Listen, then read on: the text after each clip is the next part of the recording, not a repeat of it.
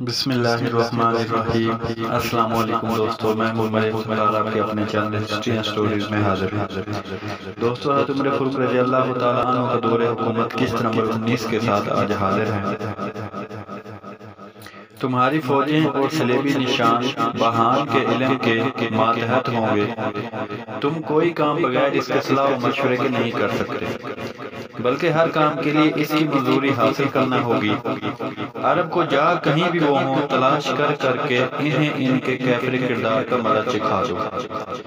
بزدلی کو پاس نہ آنے دو اور اپنے دین قدیم کے لیے ان سے خوب دل کھول کر لڑو۔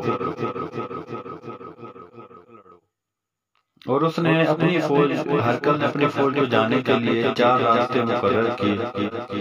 ایک راستہ اتنی وسعت نہیں رکھ سکتا کہ تم اس میں سما سکو، نیز ایک ساتھ چلنے سے زمین اور اس کے باشندے تمام ہلاک ہو جائیں گے۔ اس کے بعد اس نے جبلہ بن اہم غسانی کو خلعت دے کر نصرانی عرب قوم غسان، لخم، جذام اور عاملہ اس کی کمان میں دیے اور کہا کہ تم ہر اول پر رہو، کیونکہ ہر چیز اپنے جنس سے مغلوب ہوا کرتی ہے اور لوہے کو لوہے ہی کاٹتا ہے۔ پھر پادریوں کو حکم دیا کہ انہیں معمودیہ کے پانی میں نہلاؤ، قربانی کرو اور ان پر نماز جنازہ پڑھو۔ چنانچہ ایسا ہی کیا گیا۔ ہشام بن عمر بن عتبہ کہتے ہیں کہ ہرقل کے تمام فوج جو اس نے تمام صلیب پرستوں سے اعانت طلب کر کے یرموک کی طرف روانہ کی تھی، وہ 6 لاکھ تھی۔ یونس بن عبدالعلی رضی اللہ تعالیٰ عنہ کہتے ہیں کہ علاوہ انطاکیہ کی فوج کے 7 لاکھ کا لشکر تھا۔ راشد بن سعید حمیری بیان کرتے ہیں کہ میں فتوحات شام میں شروع سے آخر تک رہا ہوں۔ مجھے لشکروں کی تعداد معلوم کرنے کا بہت شوق تھا۔ جس وقت عساکر روم یرموک کے درمیان میں ہمارے بالکل قریب پہنچ گئے تو میں نے ایک اونچی جگہ پر چڑھ کر ان کے نشانات شمار کیے، جن کی تعداد 20 نشان تھی۔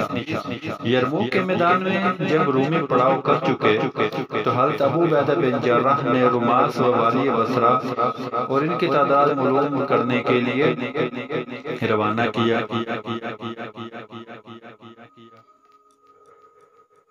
آپ اپنا لباس تبدیل کر کے ایک دن رات ہم سے غائب رہے۔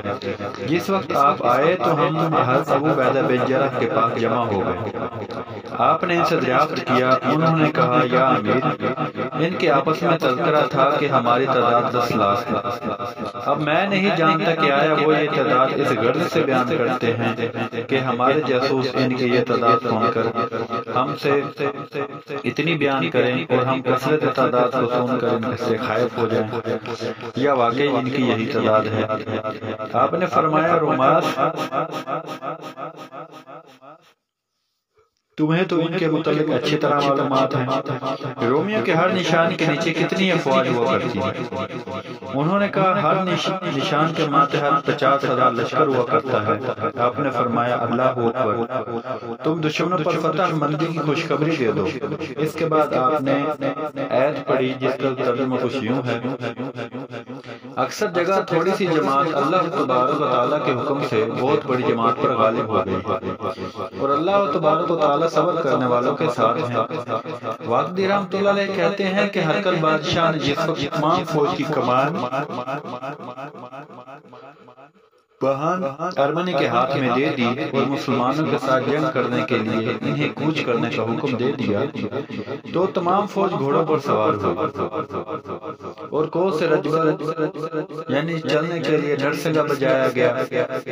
خود بادشاہ گھوڑے پر سوار ہو کر انہیں نصیحتیں کرتا ہوا باب فارس تک آیا اور قناطیر، جرجیر، دیر جان اور اپنے بھانجے کو ریٹ سے کہنے لگا کہ تمہیں ہر ایک کو ایک راستہ اختیار کر لینا چاہیے۔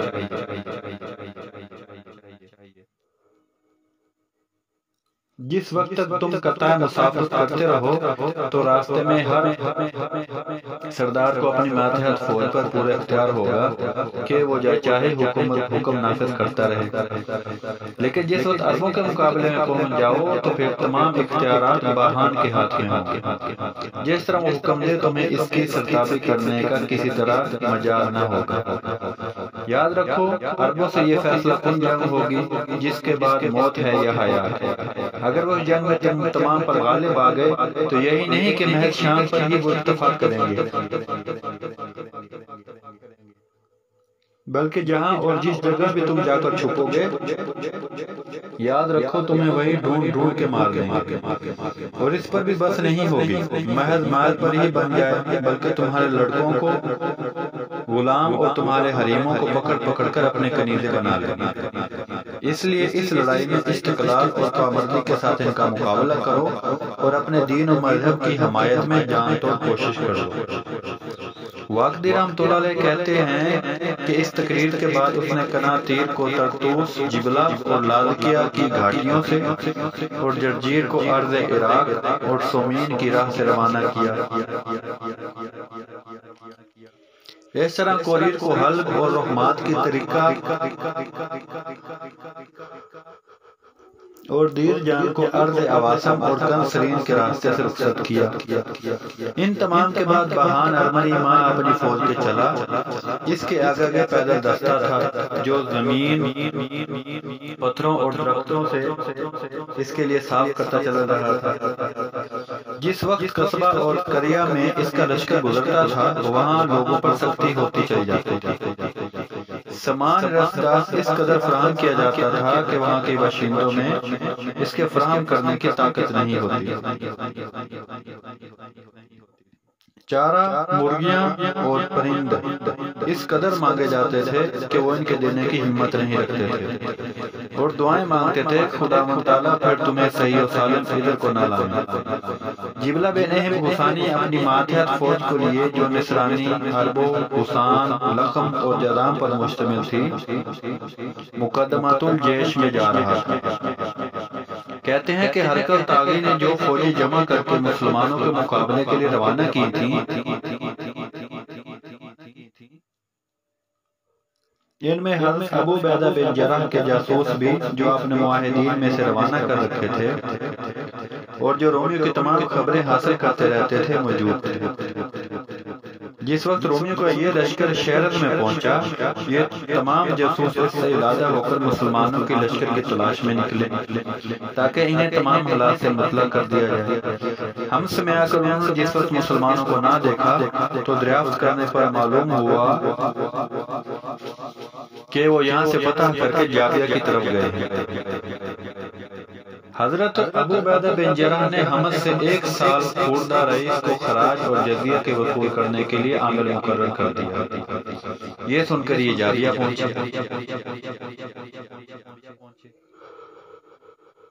اور حضرت ابو عبیدہ بن جراح کی خدمت اقدس میں حاضر ہو کر رومیوں کے اس عظیم و شان لشکر کی اطلاع دی۔ آپ کو سن کر نہایت تشویش ہوئی اور فرمایا لا حول ولا قوت الا باللہ العلی العظیم، تمام قوت و طاقت اللہ جل جلالہ کے دست قدرت میں ہے۔ آپ تمام رات بے چین رہے اور مسلمانوں کی طرف سے کہیں ان کا باغ میں بیکا ہو جائے، کل کو اس طرح میں رات بسر کرتے رہے۔ صبح ہوئی تو اذان کے بعد آپ نے نماز پڑھائی اور تمام مسلمانوں کو مخاطب کر کے فرمانے لگے آپ لوگوں کو اللہ کی قسم ہے جب تک میں جو کچھ کہنا چاہتا ہوں آپ حضرات نہ سنیں اس وقت تک نہ لوٹیں۔ اس کے بعد آپ بحیثیت خطیب کھڑے ہوئے اور باری تعالیٰ جل جلالہ کی حمد و ثنا اور تعریف بیان کی اور پھر فرمانے لگے یا معاشر المسلمین، اللہ جل جلالہ امن والہ آپ حضرات پر رحم فرمائیں۔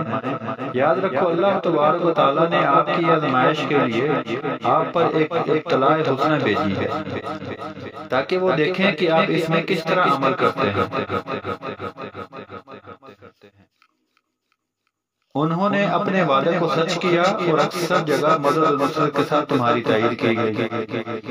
میرے مخبرہ نے مجھے خبر دی ہے کہ اللہ کے دشمن ہرقل نے شرک کے بڑے بڑے شہروں سے فوج طلب کر کے ہماری طرف ایک بہت بڑی جمعیت جس کے ساتھ سامان جنگ اور رسد کا کافی ذخیرہ ہے روانہ کی ہے تاکہ اللہ جل جلالہ کے نور کو اپنی پھوکوں سے بجھا دیں، مگر اللہ تبارک و تعالیٰ اسے پوری کر کے رہیں گے۔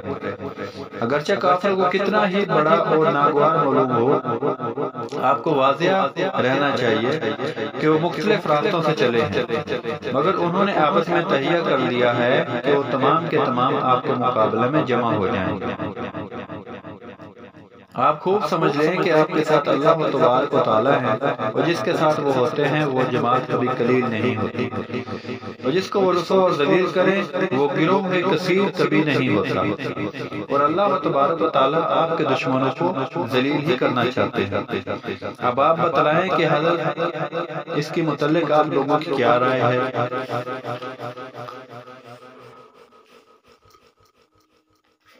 اس کے بعد آپ نے جاسوس سے فرمایا، تم کھڑے ہو کر جو کچھ تم نے وہاں دیکھا ہے ان کے سامنے خود اپنی زبان سے بیان کر دو۔ یہ سنتے ہی جاسوس کھڑا ہوا اور اس نے جو کچھ رومیوں کا لاؤ لشکر، سامان اور اسلحہ وغیرہ دیکھے تھے بیان کر دیا۔ مسلمانوں کو یہ سن کر سخت ناگوار گزرا، بعض کے دل میں ہیبت اور خوف بیٹھ گیا، بعض نے بعض کی طرف دیکھنا شروع کیا۔ کسی نے ان میں سے حضرت ابو عبیدہ بن جراح کو کسی طرح کا جواب نہ دیا۔ آپ نے فرمایا، اللہ جل جلالہ آپ پر رحم فرمائے، یہ سکوت کیسا، یہ چپ کیسی؟ آپ اپنے اپنے مشوروں سے مجھے مستفید کریں اور اپنی اپنی راہ سے اطلاع دیں، میں بھی آپ کی طرح ایک آدمی ہوں۔ اللہ جل جلالہ اپنے نبی کریم صلی اللہ علیہ وسلم کے متعلق فرمایا ہے، ہر کام میں ان سے مشورہ کرو اور جس وقت مصمم ارادہ ہو جائے تو اللہ تبارک و تعالیٰ پر توکل کر لو۔ واقعی رحمۃ اللہ علیہ کہتے ہیں کہ یہ سن کر سابق الایمان لوگوں میں سے ایک شخص کھڑا ہوا اور کہنے لگا، یا امیر، آپ کی شان نہایت عرفہ والا ہے، آپ کی ذات و صفات وہ ہے کہ اس کی رفعت مکان اور شان میں ایک آیت نازل ہوئی ہے کہ حضور پاک صلی اللہ علیہ وسلم اس امت کا امین مقرر فرمایا اور ارشاد فرمایا کہ ہر امت کے لیے ایک امین ہوتا ہے اور اس امت کا امین ابو عبیدہ بن جراح ہے، لہذا آپ ہی ہمیں ایسا مشورہ دیجئے کہ جس میں مسلمانوں کی اصلاح و بہبود مضمر ہو۔ آپ نے فرمایا، میں بھی تم جیسے ایک شخص ہوں، تم بولتے ہو تو میں بھی بولتا ہوں، تم کلام کرتے ہو میں بھی کلام کرتا ہوں، تم مشورہ دیتے ہو میں بھی مشورہ دیتا ہوں، اور اللہ تبارک و تعالیٰ اس میں توفیق بخشنے والے ہیں۔ یہ سن کر مصر اور یمن کے 10 آدمی کھڑے ہوئے اور عرض کیا کہ سردار، ہماری رائے میں اگر آپ اس جگہ سے مراجعت کر کے وادی القرا کے کسی کشادہ اور فراخ میدان میں جہاں عمدہ چراگاہ بھی ہوں قامت فرمائیں تو زیادہ بہتر ہوگا۔ وہاں ہم تمام مسلمان مدینہ طیبہ سے قریب ہوں گے اور ہر عمر فروخ کے پاس سے ہمیں فوج بھی پہنچی رہے گی، اور جس وقت دشمن ہمارا تعاقب کرتا ہوا ہم تک پہنچ جائے گا تو ہم اس طرح اس پر غالب آ جائیں گے۔ آپ نے فرمایا، اللہ جل جلالہ تم پر رحم فرمائے، تمہارے نزدیک جو بہتر مشورہ تھا تم نے دے دیا، اب بیٹھ جاؤ۔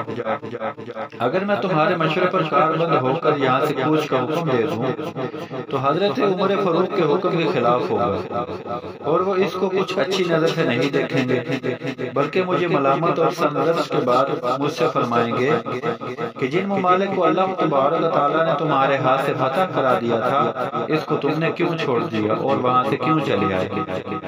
یہ سن کر گویا تم نے خود ہزیمت کا کام کر لیا۔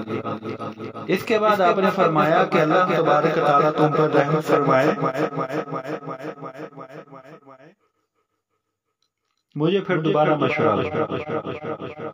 یہ سن کر حضرت قیس بن حمیرہ کھڑے ہوئے اور کہا، یا امیر المومنین، اے امین الامت، اگر ہم شام کو چھوڑ کر چلے جائیں تو اللہ تبارک و تعالیٰ سے دعا ہے کہ ہمیں ہمارے اہل و عیال تک صحیح و سالم نہ پہنچنے دیں۔ ہم انہیں بہتے ہوئے چشموں، جاری ہونے والی نہروں، کھیتوں، انگوروں، سونا چاندی، ریشمی کپڑوں کو چھوڑ کر حجاز کے قحط، بنجر زمین، جو کی غذا اور صوف کے کپڑوں کی طرف کس طرح لوٹ سکتے ہیں؟ ہم یہاں نہایت عیش اور ایسی عمدہ نعمتوں میں ہیں کہ اگر قتل بھی کر دیے جائیں تو جس بہشت کا ہم سے وعدہ کیا گیا ہے وہ ہمیں مل جائے گی اور ہم اس میں داخل ہو جائیں گے، اور پھر ایسی نعمتیں ہمیں میسر ہو جائیں گی کہ دنیا کی نعمتیں ان کا کسی طرح کا مقابلہ نہیں کر سکتی۔ دنیا نائے پائیدار کی نعمتوں کے بعد ہم پھر ایسی آرائشوں میں اتر جائیں گے کہ جہاں تمام باتیں ثابت و برقرار رہنے والی ہیں، اور ساتھ ہی محمد صلی اللہ علیہ وسلم کا ہمسایہ ہونے کا شرف بھی حاصل ہوگا۔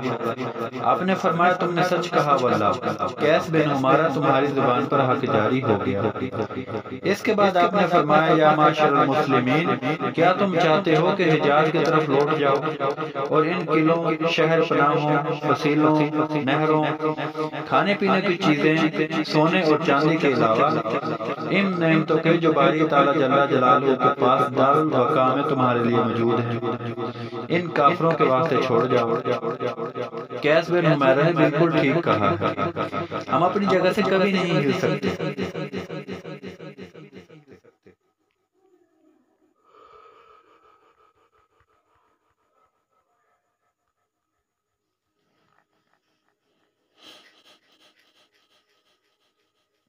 توقع کہ باری تعالیٰ جل جلالہ ہمارے ان کے مبین فیصلہ نہ کر دے، اور وہ سب سے اچھا فیصلہ کرنے والے ہیں۔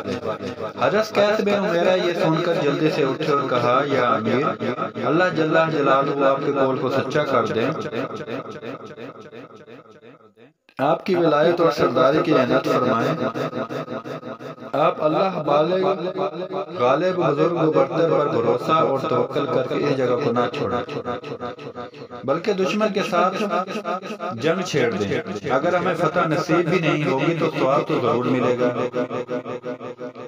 آپ نے فرمایا قیس بن عمارہ، اللہ تبارک تعالیٰ اپنے فضل و کرم سے تمہارے کاموں کو مشکور فرمائے اور تمہارے گناہوں کو بخشیں، واقعی تمہاری رائے بہت اچھی ہے۔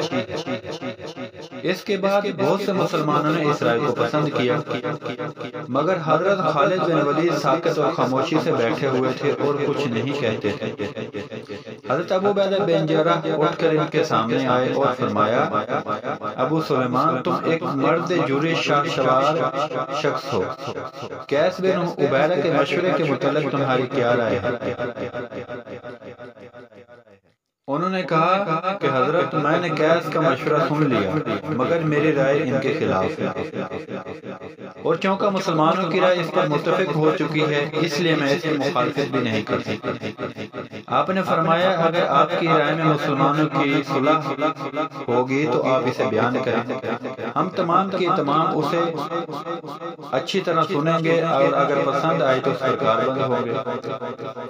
انہوں نے کہا یا امیر، آپ اس بات کو یاد رکھیں کہ اگر آپ یہیں اقامت گزر رہیں تو آپ خود اپنے دشمنوں کو اپنے مقابلے میں اعانت کریں، کیونکہ یہ جابیہ کساریہ سے قریب ہے، اور کساریہ میں حسن کا بیٹا قسطنطین 40,000 کی جمعیت کے لیے پڑھا ہے۔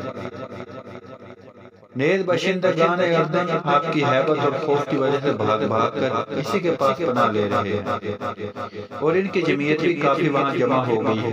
اس لیے میں آپ کو مشورہ دیتا ہوں کہ آپ یہاں سے اس طریقے سے کوشش کیجئے کہ گویا ہم دشمن کا استقبال کر رہے ہیں۔ آپ ازریاض کو پشت چھوڑ کر یرموک کے میدان میں پڑاؤ کیجئے، وہاں امیر المومنین حضرت عمر بن خطاب رضی اللہ تعالیٰ عنہ کی کمک اور مدد بھی دارالخلافہ کے قریب ہونے کی وجہ سے پہنچتی رہے گی، اور آپ دشمن کے مقابلہ میں ایک ایسے وسیع میدان میں بھی ہوں گے کہ جہاں گھوڑوں کو کدا کر ہر طرح دشمن کے روندنے میں آسانی ہوگی۔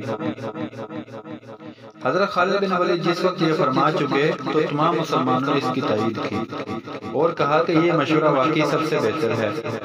حضرت ابو سفیان بن حرب کھڑے ہوئے اور حضرت ابو عبیدہ بن جراح کی طرف مخاطب ہو کر کہنے لگے یا امیر، حضرت خالد بن ولید کی رائے کے موافق ہی عمل کرنا چاہیے، اور انہیں کوچ کرنے سے قبل زیادہ کے قریب بھی بھیج دینا بہتر ہے، کیونکہ اس طرح وہ ہمارے اور رومیوں کے لشکر کے مبین جواروں میں مقیم ہیں حائل ہو جائیں گے، اور چونکہ ہمارے لشکر کے کوچ کے وقت ان کے درختوں میں سے وعدے پیدا ہوں گے جو ہمارے دشمنوں کے کانوں تک بھی ضرور پہنچیں۔